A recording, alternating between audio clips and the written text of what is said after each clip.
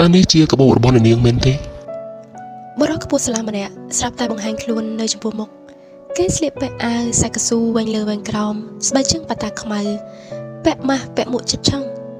เยอะกระบบได้หอยขยมดังแนะเนยคลินในได้กำปงแต่ชาวลาวในขังมกได้ซาตายมุนนิ้งเมียนชาวปีเนียงวิจิมาโตหมึกช็อปปีได้ขยมวังกลายปีขยมใจปีทัวกาจ้ะแม่นายคือจีบอกขยมแมนขยมได้ชอบสงิมเตรงมันตอนเห็นแต่ตัวเต้โปรแกรมเกจิคณีคณีระบาดจาวได้ช็อปมุนนี้ให้ตลอดมาดองเตี้ยขนมบ่มนองเอาไว้มันหล่ออฟเซงเจอตัวมือเต้ไกรมีนบาร์บอទាំងពូសន្តិសុខនឹងមិត្តរួមការងារប្រុសៗពីរនាក់3នាក់ឃើញបែបនេះក៏ដើរចូលមកស្រជួយការពារខ្ញុំពីអាកតនោះគាត់ជួយរូនកបោបបន្តិចមើលព្រោះពួកយើងមិនដឹងថាគាត់ជានរណាផងហើយយកកបោបនេះពីចោលនេះយ៉ាងមិនបានណារដ្ឋាបែបដែលជាសិស្សប្អូនរបស់ខ្ញុំជួយសួរនាំអូបាទបងនិយាយក៏ត្រូវមួយយ៉ាងដែរមើលទៅគេហត់ណាស់ដកខ្យល់សឹងមិនដល់គ្នាទើបគេឆោឈប់ហុចកបោបនិងយកវាទៅរូតឲ្យគ្រប់គ្នាមើលទាំងមុខស្មើគឺនៅគ្រប់ទាំងអស់តាខ្ញុំលន់មាត់មើលមកគ្រប់គ្នាដើម្បីឲ្យច្បាស់ចិត្តទើបហ៊ានលូកដៃយកកបោបនោះមកអរគុណមកថាអរគុណឲ្យដៃហត់ក្រដាស់100ហុចទៅគាត់វិញតែក៏ខ្ញុំមិនចង់បានទេខ្ញុំគ្រាន់តែឃើញមានធរៈហើយក៏ជួយទៅព្រោះកំពុងតែដើរឆ្លងផ្លូវនេះដែរមិនខ្ញុំចង់មើលងាយទឹកចិត្តលពូទេតែនេះគឺជាការអរគុណដែលជួយខ្ញុំព្រោះនៅក្នុងនេះមានឯកសារផ្ទាល់ខ្លួនសំខាន់ច្រើនណាស់ដែលសំខាន់ជាងលុយខ្ញុំនៅតក់ស្លុតទៅហៅគេថាពូដែលតាមការពិតទៅទំដឹងជាមិនចាស់ប្រហែលទេមែនហើយបងយកទៅរដ្ឋាឆក់លុយពីដៃរបស់ខ្ញុំឲ្យដើរចូលទៅចាប់ដៃអាកតនោះបង្ខំឲ្យកុំអីបានបងស្រីខាងនេះមិនបាត់របស់អីគឺល្អហើយខ្ញុំលីហើយមិនត្រឹមតែមិនទទួលគាត់ក៏ច្រានដៃរដ្ឋាចេញតិចហើយដើរចេញទៅទុកឲ្យខ្ញុំតាមមើលគេរហូតដល់ផុតកតុយភ្នែកមកនេះតាឆែកមើលកបោបមើលទឹកមានដាក់ថ្នាំអីទៅឆូវីដែលនៅក្បែរនោះឲ្យយោបល់អូខេឆូវីចាំបងឆែកហើយអរគុណគ្រប់គ្នាមែនតើពិសេសពូខ្ញុំក៏អរគុណពូខ្លាំងណាស់ដែរដែលខំជួយចាប់ខ្ញុំឆ្លៀតទៅអរគុណពូសន្តិសុខវ័យចំណាស់ដែលគាត់ពឺតជួយដេញភ្លាមដែរប៉ុន្តែដេញវាមិនទាន់បាទអីទេក្មួយទុំទីពូទេវល់មកដល់ផ្ទះវិញហើយខ្ញុំអស់កម្លាំងទម្រានខ្លួនចូលគេងប៉ុន្តែរូបភាពដែលអាចោចង្រៃវាផ្ដើមសកម្មភាពមកឆក់ឆ្វេងឆក់ស្ដាំពេលខ្ញុំបំរុងបោកទ្វារចូលឡាននោះគឺវានៅតែបន្លាចហើយដិតតាមនៅក្នុងគោក្បាលមិនទៅណាសោះបេះដូងនៅលោតញាប់ភ័យអត់បាត់ហ្មងហើយគេងលក់រអត់ទេយប់នឹងខ្ញុំរអ៊ូបណ្ដាក្រោកអង្គុយឆ្ងក់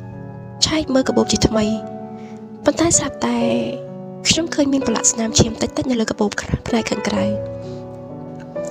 ឬមួយគេម្នាក់នោះត្រូវរបួសខ្ញុំចាប់ផ្ដើមគិតពីមនុស្សអាចកំបាំងចិត្តល្អម្នាក់នោះភ្លាមក្នុងចិត្តខ្វាយខ្វល់គេយ៉ាងចម្លែង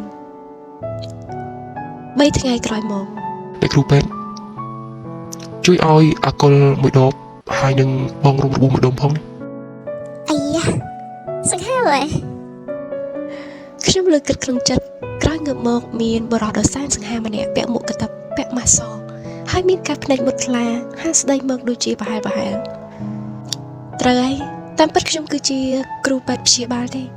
មិនមែនខាងអសត់អីទេគ្រាន់តែថាដោយសារឆោវីគ្នាមានធរៈបន្ទាន់បន្តិចទើបពឹងឲ្យខ្ញុំមកជួយជំនួសមួយល្ងាចចា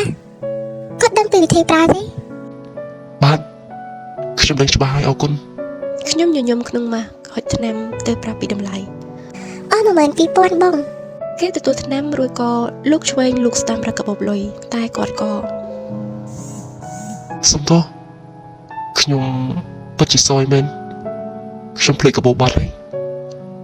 តើអាចកាត់កងជាមួយ$100ថ្ងៃមុនបានអត់កាត់$100មិនខ្ញុំសួរតែជ្រុញចិញ្ចាំឆ្ងល់ថាមានអីពាក់ព័ន្ធនឹង$100ណាមកពីណាស្ទាយបោកថ្មីមែន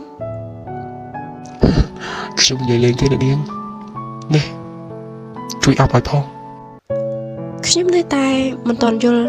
តែក៏ទទួលលុយហើយអាប់ឲ្យគាត់វិញតាមធម្មតាមុននឹងទៅគេក៏បង្ហើយ អរគុណច្រើនណាស់អ្នកគ្រូពេទ្យខ្ញុំគិតថាយើងប្រហែលជាត្រូវជួបគ្នាញឹកញាប់ហើយ អីសំដីព្រានមែន ខ្ញុំញញឹមលាជំនួសវាចាតែគុំក្នុងចិត្តមិនហ៊ាននិយាយព្រោះសុកមកចង់ញ៉ាឯងអីណាបែបនេះថាតែប៉ុណ្ណឹងគេក៏ចេញទៅទាំងបន្សល់ខ្សែភ្នែកសម្លឹងមើលខ្ញុំញឹមយ៉ាងចម្លែក អត់បែបមួយទៅដើមកបោកឲ្យខ្ញុំកាលពីថ្ងៃមុនតា ខ្ញុំស្រាប់តែនឹកឃើញហើយស្ទុះចេញពីតុ counter វឹងងាកឆ្វេងងាកស្ដាំតាមរកគេប៉ុន្តែគេមិនដឹងជាដើរបាត់ទៅណាបាត់ស្មោះចឹងហ្មង5ខែកន្លងមក ណែនេះបណ្ឌិតឆាប់ក្រោកឡើង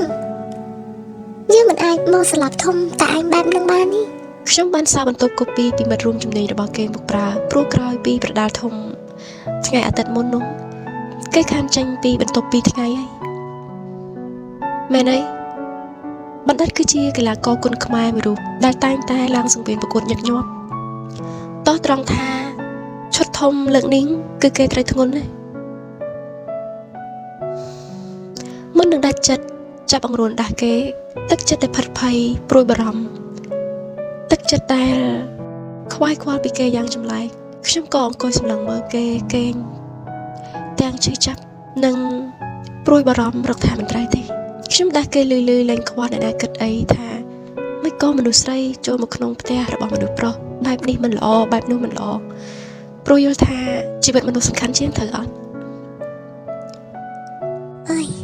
បើមិនភ្ញាក់គឺមិនកើតទេខ្ញុំនឹងខលឡានសង្គ្រោះបន្ទាន់ទៅបាន ខ្ញុំមិនទេសសាររូតកបោបយកទូរស័ព្ទបំរុងខលទើបគេក៏ងាកដៃមកចាប់ដៃខ្ញុំជាប់ មិនបាច់ទេខ្ញុំមិនអីទេអ្នកនាង គេខំប្រឹងនិយាយមកទាំងខ្សៅខ្សៅ ខ្លាចពេទ្យមែនទៅមកសង្ងំឈឺសាច់ឯងអញ្ចឹងនឹងអត់ថាគ្រប់គ្នាគេបារម្ភពីយើងយ៉ាងណាខុសចូលហើយក៏មិនលើកទៀត ខ្ញុំរអ៊ូព្រួយបារម្ភ សំទោសប្រកួតឈុតអន្តរជាតិលើកនេះខ្ញុំត្រូវទូសាយរបស់គូភាគីទើបមកដល់ផ្ទះលាបថ្នាំបំបត្តិការឈឺចាប់ទៅវាគេឈុលជ្រុលរហូតដល់ភ្លេចបាយទឹកហើយ គេប្រឹងក្រោកអង្គុយក្បែរខ្ញុំលើស្លុងគោះក្បាលបណ្ដានិយាយមកល្វើយ ហ្នឹងហើយជាមូលហេតុដែលខ្ញុំស្អប់អ្នកបដាល់ តែទីបំផុតនៅនាងនៅតែព្រមឈប់ស្អប់ខ្ញុំបាន អ្នកណាប្រាប់ ខ្ញុំធ្វើជាច្រឡោតព្រោះកុំឲ្យគេបានចិត្តថាខ្ញុំទីបំផុតក៏ទន់ចិត្តព្រមទទួលក្តីស្រឡាញ់ដែលគេតាមបង្ហាញតាមការពារតាមលងលោមយូរខែយូរថ្ងៃមកហើយដែរ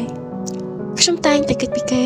ព្រោះមានហេតុផលផ្ទាល់ខ្លួនមិនមែនបេះដូងនេះមិនចេះរំភើបមិនចេះស្រឡាញ់ទេប៉ុន្តែគឺ វឹក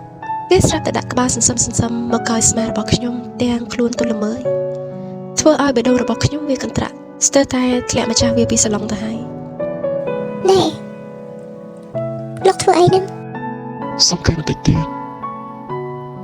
តែបន្តិចទៀតទេ គេបិទភ្នែកចង់គេបន្តតែខ្ញុំក៏បបាច់បបោចទៅបន្លំអៀន ឃើញទេពេលឡើងរិញហើយឈ្នះពូម៉ូតូដប់ពូតុកតុកផាសអាប់អាចអាដាមនេះអាចអាដាមនោះជំទាវនេះជំទាវនោះតែដៃសាទ័រហើយឧបត្ថម្ភពេញតែអង្គពិធីហ្នឹងតែដល់ចុះមកវិញហើយកេងទ្រមខ្លួនតែឯងហ្នឹងមើលមានអ្នកណាគេប្រមើលលោក កុំចេះតែចោលខាងក្លឹបគឺយកចិត្តទុកដាក់ណាស់បងទៅវិញទេដែលបកែកហើយបងសប្បាយចិត្តបំផុតដែលទោះជាយ៉ាងណាក៏ដោយបងអាចស្នងដំណ័យលោកតារបស់បងជាគ្រូគុណបានហើយរឿងសំខាន់មួយទៀតនោះគឺថ្ងៃនេះបងបានអ្នកគ្រូពេទ្យនេត្រាព្រមដាក់ខ្លួនឈប់ស្អប់អ្នកបដាល់ដូចបងអីបេសកកម្មជំនះបេះដូងអូនបងធ្វើបានសម្រាប់ហើយ សប្បាយអត់តែឯងទៅក្រោក មុខខ្ញុំកាន់តែក្តៅពេលប្រកែកលែងរួចថាមិនស្រឡាញ់មិនបារម្ភប៉ុន្តែគេនៅតែចាប់តែខ្ញុំជាប់ឲ្យនៅស្ងៀមបន្តបែបនេះ បងអរគុណណាស់ដែលអូនប្រមមកពេលនេះអរគុណដែលលួចទៅមើលការប្រកួតនៅក្នុងវងមនុស្សជាច្រើនអរគុណ តែខ្នះខ្នែងមើលថែបងពេលបងរបួសធ្ងន់លើកមុន មិនបាច់អរគុណទេគឺអូនទៅវិញទេដែលរីករាយព្រោះបងមិនអីបងក៏ដឹងដែរថាអូនស្អប់អាជីពនេះព្រោះអីគឺព្រោះអូនមិនចង់ឃើញមនុស្សដែលអូនស្រឡាញ់ស្មើជីវិតត្រូវឈឺចាប់ខ្លួនប្រាណដោយលពុករបស់អូនទេប៉ុន្តែពេលនេះអូនបដូរការគិតហើយបងបដាល់ក៏បដាល់ចុះតែកុំញឹកញាប់ពេកក្រោយបដាល់ធុរៈមើលថែបងទុកឲ្យអូនជាអ្នករ៉ាប់រងកូនខ្មែរបើមិនមានមនុស្សដូចបងមិនមានអ្នកលះបង់តស៊ូបដូរសាច់បដូរឈាមដូចបងបន្តទៀតថ្ងៃណាមួយយើងអាចនឹងបាត់បង់ក៏ថាបាន គេឈប់បិទភ្នែកហើយងើបមុខងើយមុខមើលមុខរបស់ខ្ញុំនឹងយ៉ាងដៃនឹងអាលធ្នមធ្នមស្រាលស្រាលដោយសេចក្តីត្រេកអរខ្ញុំអត់ថាបបោមាត់ដែលកំពុងត្រូវរបួសរបស់គេតិចតិចលែងអៀនព្រោះគេគឺជាគេគឺជាមនុស្សម្នាក់ដែលខ្ញុំត្រូវការគេជាមនុស្សដ៏កក់ក្ដៅម្នាក់ដែលតែងតែតាមការពារខ្ញុំទាំងលាក់បាំងនិងបើកចំហទោះខ្ញុំព្យាយាមដេញគេចេញពីជីវិតនេះយ៉ាងណាក៏ដោយ បងសម្រាប់បន្តិចទេណាតិចទៀតអូនធ្វើអីឲ្យបងញ៉ាំមិនដឹងទេបងចង់ស្ដាប់ពាក្យមួយទេ រាងកាយដ៏ទន់ល្មើយរបស់គេក៏ព្យាយាមក្រោកនិងប្រមូលកម្លាំងញឹមរកខ្ញុំទាំងញញឹមស្ងួតតែខ្ញុំបន្ត អរគុណបងណាស់ដែលចូលក្នុងជីវិតអូនពិតជាស្រឡាញ់បងណាស់បងមិនដឹង